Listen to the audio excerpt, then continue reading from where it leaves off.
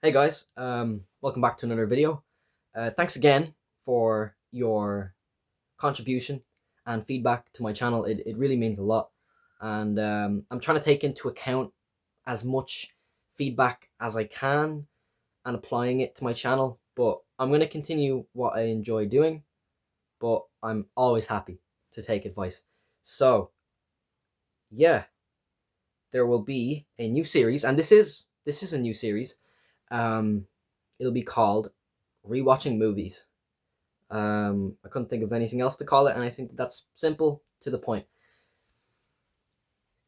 It's self-explanatory. I'll just be rewatching films, and this is going to be the first entry because I watched it yesterday. I rewatched it yesterday. My Neighbor Totoro, Hayao Miyazaki, the Studio Ghibli film. The next episode of this series will be Interstellar. I'll be rewatching Interstellar, and you can expect two new videos coming out this weekend or next week that I have planned out already. I could make other videos throughout that time as well. I just have two videos that I know will come out this weekend or next week. So let me get straight into it. And you know me, I like to start off with the cons. I'm going to admit, My Neighbor Totoro, it doesn't have many cons. There is one thing though, and that would be that on the official artwork, the official poster of My Neighbor Totoro, the girl next to Totoro, and by the way, by itself, the poster is brilliant. It's beautiful. It has one of the best shots in the entire film, with one difference that's really glaring and really pisses me off that nobody else is going to notice. Let's be honest. Only nerds and people who look at the poster thoroughly will notice this.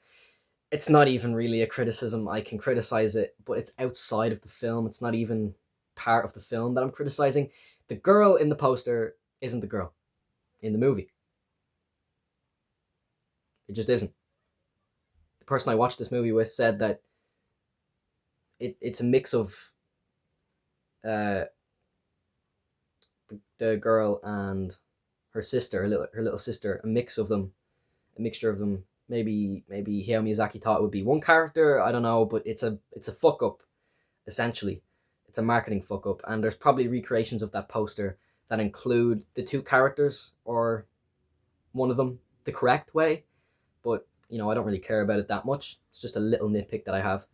Another thing, the most glaring thing for a lot of people would be that the film lacks motivation. It lacks a conflict. It lacks a villain. A villainous force. And I agree that it doesn't have a villain. It doesn't have much conflict. But My Neighbor Totoro succeeds at being one of the greatest films ever made without having to have much conflict, because that's not what it's about. My Neighbor Totoro is a character piece. It's about these two girls and their father, and they move to the countryside in Japan. I will go into slight spoilers, but one of the great things about My Neighbor Totoro is that if I'm reviewing it, I can't spoil much, because it's essentially about two girls, and they meet friends in the forest. Not human friends, although they do have friends at school and all. They meet Totoro and his companions, who live in the forest, and they're magical beings that presumably only the kids can see, that those two kids can see. And let me just get this out of the way. The characters are beautiful. They're so realistic. I love the main lead, Setsuki. I can't remember exactly what her name is. Something like that. And then we have May, or Mai. I'm going to say May. I think that's how it's pronounced in the film.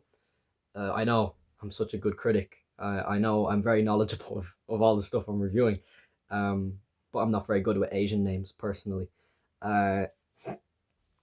Yeah, these two girls are the highlight of the film, aside from Totoro, obviously. But They are the glowing force here. They are the central characters to me. I think objectively they are as well. And it's their imagination, their carelessness of being children, that really makes this film something special. And the imagination in Totoro and his companions really enhances their characters. And May in particular is my favorite character because of one little detail that I really love. And this is the most spoilery I think I'll get. But in the film, May mentions that when her mother gets back from the hospital, that her mother will sleep with her in her bed. And she seems very proud of that. She seems very happy about that. Because she hasn't seen her mother in the same house as her for quite a while, right? It's understandable that a child would be enthusiastic about this, but the thing I really loved was that later on in the film, she mentions it again, almost verbatim. And it's just that little detail that really makes me happy, because when a child is excited about something, they tend to mention it over and over again. For the purposes of a story, maybe characters will mention something once and then move on, but with My Neighbor Totoro, it's very realistic in May's character in that detail. I love it so much. I would fail at reviewing this film if I didn't mention the music, the soundtrack.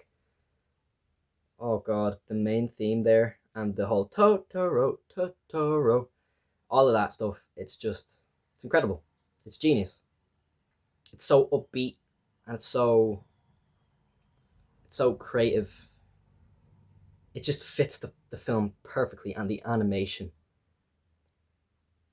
unbelievable. It's still difficult for me to believe that this film came out in 1988. The scene that I'm thinking of, or the segment, is when Setsuki, she's running after May. She's trying to find her because she's lost. And it's the evening time in the film, and you can see all the grass on all the hills, the countryside, the sun setting, I think it is, and the clouds. I love clouds. I love paintings of clouds, and My Neighbor Totoro really scratched that itch. It was just like, it's unreal, the animation, mixed with the music and the characters, the realism, despite it being imaginative and a fantasy story, essentially. It's genius, is what it is. And honestly, it might be my favorite of Studio Ghibli's. It's either between that or Grave of the Fireflies. And with that, I'm going to say bye to you guys. Thank you for watching this video, and I'm going to give My Neighbor Totoro 5 out of 5 stars. It's perfect.